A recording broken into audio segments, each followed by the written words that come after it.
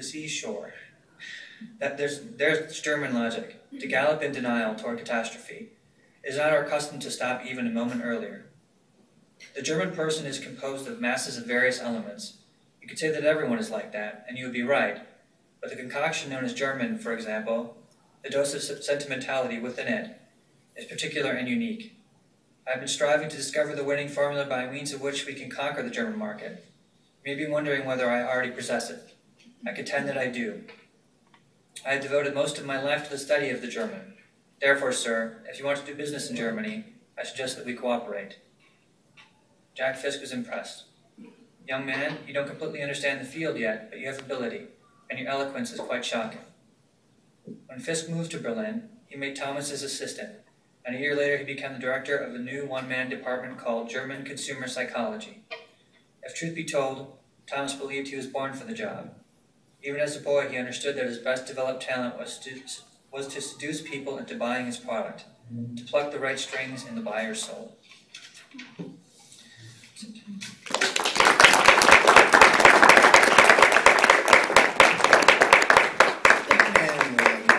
Of the evening is Susana Iglesias, who was born in Mexico City's Historic Center and was the inaugural recipient of the Oro Estrada Prize, which she won for fiction submission Barracuda. It was praised by jury president Margot Glantz for the enormous force and charisma of a risk-taking writing whose fury ignites like pyromania. And this is the best line of all of these bios. Susana has worked as a bartender and dog stylist. Her interests include mixology, photography, old cars, high speed, rock and roll, and literature. So I'd like to welcome her. Thank you, Ledig House. Thank you, Rochester University. This reading is for my father. My father is dead. For our Estrada and Frank Goldman. For a special person for me, Mike Zimmerman, and for Mexico. The next text is a fragment to my novel inedit Postcards Punk. I finished the last week. Thank you, Ledig House. And the voice is a voice of a punk, a tender boy. And the translator is for two friends of mine, Gabriela Harry and Julia Selidwell. I read a little in Spanish and later read it in English.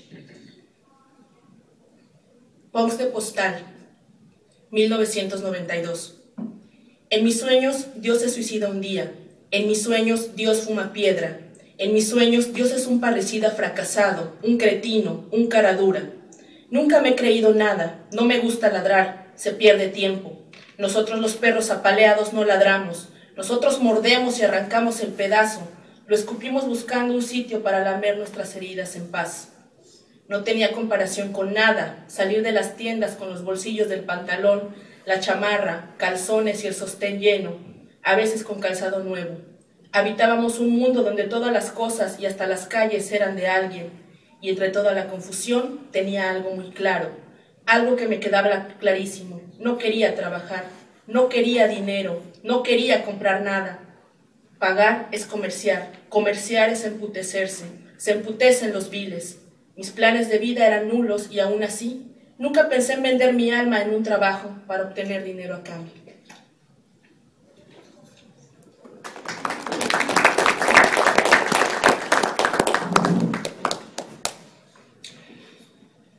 At 5:32 in the afternoon, the station burns. I wait for the 5 train. I'm going to the Bronx. I don't know where. I want to see what I have just seen in movies. Maybe it doesn't even exist. Not that everything in the movies exists. Nonetheless, I wait. I wait for the train. A black man dances kind of rockabilly, hillbilly break dance. He's wearing a black sweatshirt with a hoodie. He seems a turquoise serpent among the crowd that waits for the train. A crowd devoured by rush and the horror of having to go somewhere. The train passed before my eyes. The 5 train passed by. Everyone stepped on except us. I froze when I saw the train passing by. 2 dudes on an empty platform. The door closed, and he took out his marker, tagged the wall, a direct street, powerful tag. An elegant cloud, a crown, a name, and 3 numbers. He looked at me. I said nothing. Vandalism, the police would say. Some sacred bureaucrats, a pair of housewives with a kid by the hand, would, horrorized, look to the silver wagon. Vandals, damned vandals, you would think. What you ignore is that the man with the navy blue hoodie, blue eyes and agile fingers will travel through the whole city. He will get trapped in eyes of millions of people voluntarily or accidentally forever. I want to tell him something. Tell him about what he has just done. Tell him about F that takes pictures all the time, and F that takes the subway every night to express on walls what his soul can't express on a canvas. Because F has no house, because F hasn't paid rent in a year, because F took a lost dog which has been wounded on this train, because F tags the walls all the time, falls in love with girls that love bubbles made of soap, and sings tender songs in the empty wagons of the subway. Words stop, get stuck down the throat. I want to scream, cry, hug him, tell him that I have felt just like him. It wouldn't make sense to tell him that. I would kick a stranger if he would tell me that. No, I lie. I would embrace him.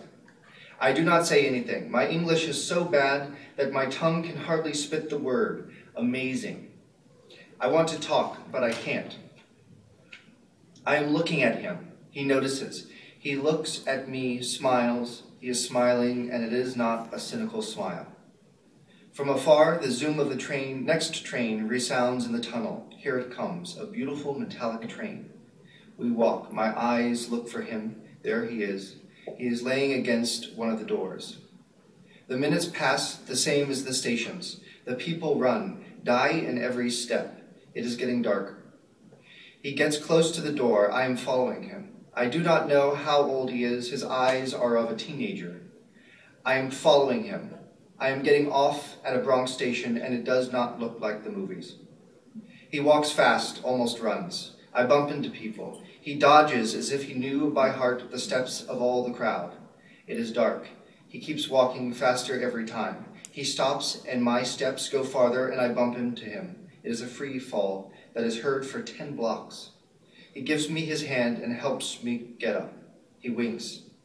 We walk through the Bronx. It is better than the movies. It seems like I've been following for every day of his life. We speak. He speaks English. I can't even find good Spanglish. We eat pizza. His hands speak faster than his mouth. His thoughts go faster than the trains he bombs. The trains are his canvas, a real painting of the world.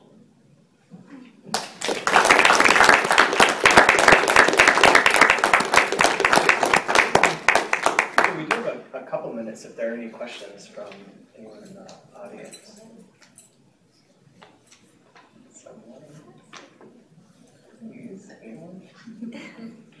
Okay, well, if you have no questions, then we can just disperse and hang out for a few minutes and answer things individually. But thank you all for coming again, and thank all of you for coming.